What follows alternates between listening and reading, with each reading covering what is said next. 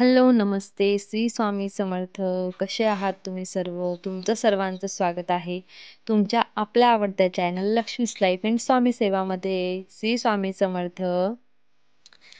बघा, ह्या जो व्हिडिओ आहे तुमच्या समोर तो आहे श्रीयंत्रावरती कुंकुम अर्चनचा व्हिडिओ. तर कुंकुम अर्चन का करता आणि कुंकुम अर्चन केल्याने आपल्याला त्याचा काय लाभ होतो?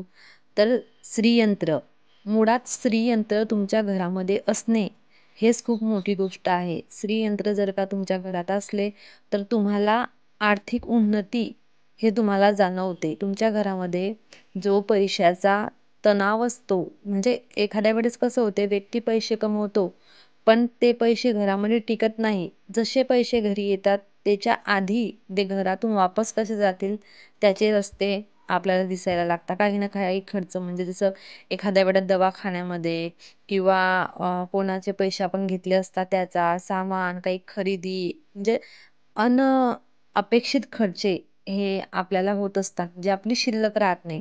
जसं बऱ्याच वेळा कसं होते, आपण कमवता त्याच्यापेक्षा जास्त आपले पैसे वापरले जातात. तर श्रीयंत्र सेवा जर का आपण केली तर आपल्या घरामध्ये लक्ष्मी मातेचा स्थिर वास राहतो. त्याचं कारण असं की हे जे श्रीयंत्र आहे, हे श्रीयंत्र माता महालक्ष्मीचं आसन आहे आणि हे ज्यांच्या घरात असते त्यांच्या घरामध्ये माता महालक्ष्मीचे स्थिर वास असतात.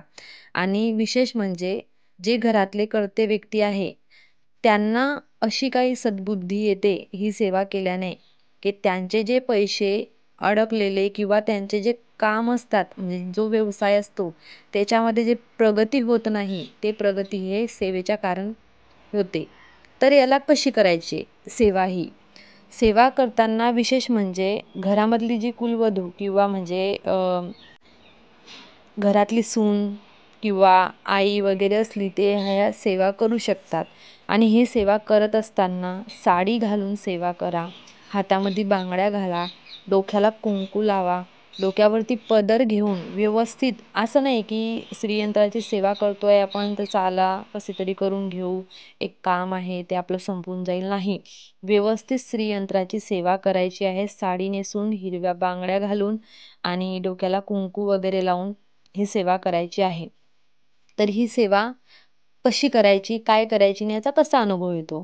तर बघा, तुमच्याकडे टाईम असला ना तर तुम्ही 40 दिवसाची संकल्पयुक्त हे सेवा करू शकतात. मी सुद्धा ही सेवा केली आहे ना, मी सुद्धा ह्या सेवेचे अनुभव घेतले, की ज्या वेळेस या सेवा चालू झाल्या त्यावेळेस काही ना काही छोटे छोटे अनुभव चालू होतात. बऱ्याचशा लोकांना ह्या सेवेच्या कारण नोकरी, जी गेलेली नोकरी ते सुद्धा त्यांची परत मिळाली किंवा त्यांच्या नोकरीची जी अपेक्षा होती पगाराची त्यापेक्षा जास्त पगाराची सुद्धा त्यांना नोकरी मिळाली आहे ही सेवा केल्याने. आणि दुसरं विशेष म्हणजे असं की 40 दिवसाची तुम्ही सेवा चालू केली तर तुम्हाला त्याच्यात तर अनुभव येईलच. तुम्हाला तेवढं जमत नसलं तर तुम्ही 16 दिवसाची कंटिन्यू सेवा ही करू शकता. आणि तेही तुम्हाला जमत नसलं रोज ही सेवा करायला तर तुम्ही 16 शुक्रवार सुद्धा ही सेवा करू शकतात. ही सेवा प्रदोष काळामध्ये, म्हणजे ज्यावेळेस लक्ष्मी माता आपल्या घरामध्ये येतात, दिव्याची वेळ म्हणतात आपण, म्हणजे तुम्ही 6 वाजता बसा, 5 वाजता बसा, तसा वेळ लागतो. म्हणजे ज्यांना वाचन जमत नसेल त्यांना थोडा वेळ लागतो. तर जी सांज वेळ असते, संध्याकाळची वेळ, त्यावेळेस ही सेवा करायची.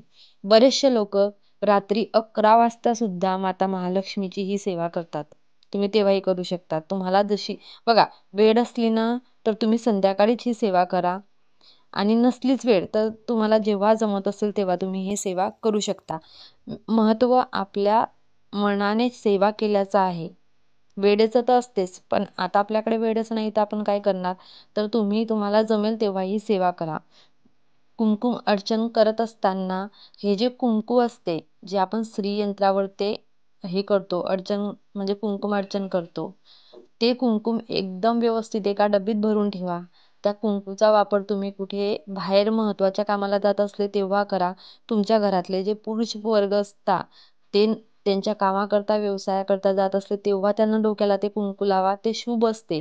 त्याच्या कारण म्हणजे आपल्या व्यवसायात प्रगती होते आणि आपल्या घरामध्ये लक्ष्मी मातेचे येण्याचे वेगळे वेगळे मार्ग खुलतात. बघा, असं नाही की तुम्ही हे सेवा केली तर एकदम तुमच्या घरात धनवर्षा चालू होऊन जाईल आणि तुमच्या घरामध्ये ते म्हणतात ना, बँक हे होऊन जाईल एखादीनं, पैसेच पैसे. नाही, तसं नाही होणार. पण तुमचे जे खर्च, फालतूचे खर्च आहे, ते सगळे बंद होताना घरामध्ये तुमच्या शिल्लक राहायला चालू होते आणि नवीन नवीन काहीतरी असे मार्ग तुम्हाला सुचतात की ज्याच्या कारण तुमच्या घरामध्ये आर्थिक प्रगती तुमची वाढत चालते आणि तुमचे कर्ज वगैरे असलं तर ते तुमचं कमी होत चालतं. काहीतरी मार्ग तुम्हाला असे मिळतात. तर तुम्ही श्रीयंत्राची सेवा 40 दिवसाची करू शकता, तुम्ही 16 दिवसाचीही करू शकतात आणि नाही जमलं तर 16 शुक्रवाराचीही करू शकतात. आणि हे कुंकुम अर्चन करण्याच्या आधी श्रीयंत्र स्वच्छ करून घेणे, स्वच्छ केल्यानंतर पंचामृताने स्नान घालून घेणे. श्रीयंत्राचे एक ताट घ्यायचं, ताटामध्ये श्रीयंत्र ठेवायचं.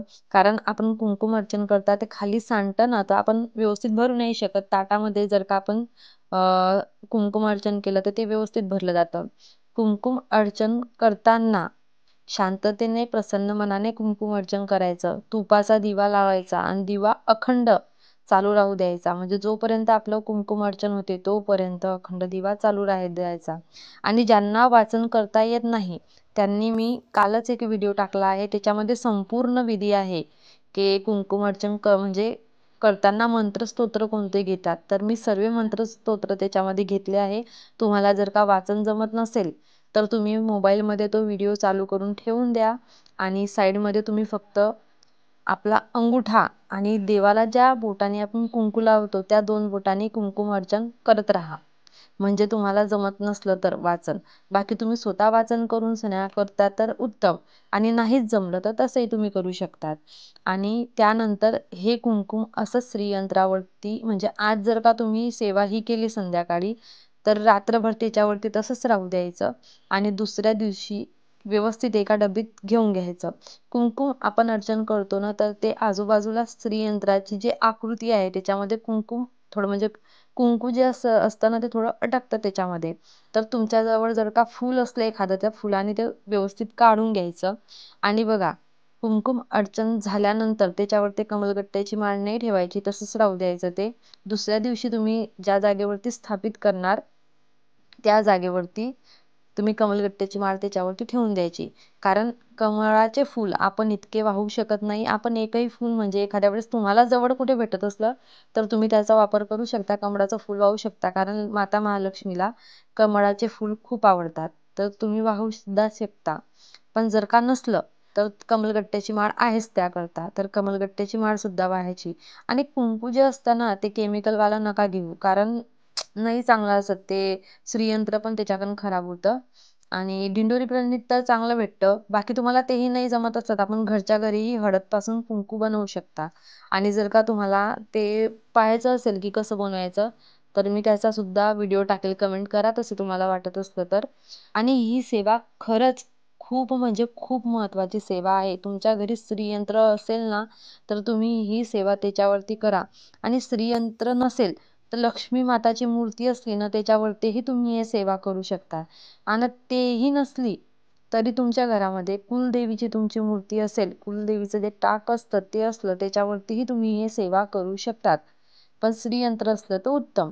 नसलंच तर तुम्ही लक्ष्मी माताच्या मूर्तीवरती किंवा तुमची कुलदेवीची जी मूर्ती असेल त्याच्यावरतीही तुम्ही अशा प्रकारे कुंकुम अर्चन करू शकतात.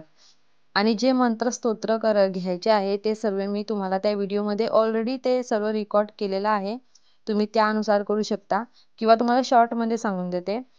आपल्याला स्वामी स्तवन घ्यायचंय, एक माळ घ्यायची आहे स्वामी समर्थ मंत्राची. त्यानंतर आपल्याला 16 वेळा श्री सुक्त आणि 1 वेळा फलश्रुती घ्यायची आहे. त्यानंतर विष्णू गायत्री मंत्र, लक्ष्मी गायत्री मंत्र, कुबेर मंत्र आणि कमलात्मक मंत्र हे 16-16 वेळेस घ्यायचे आहे.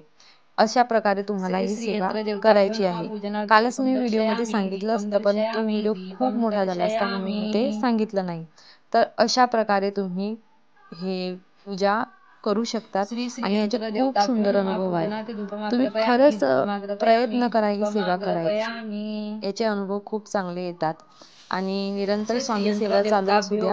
आणि कसं आहे माहिती का, ही सेवा करत असताना तुमची नित्य सेवाही चालू ठेवा. म्हणजे विशेष श्री स्वामी समर्थ महाराजांच्या 11 माळी आणि 3 अध्याय ह्या तुमच्या कंपल्सरी झाल्या पाहिजे. आणि त्यानंतर तुम्ही ज्या सेवा करतात त्याचं तुम्हाला 100% अनुभव येतो म्हणजे येतोच. आणि हे खरं आहे.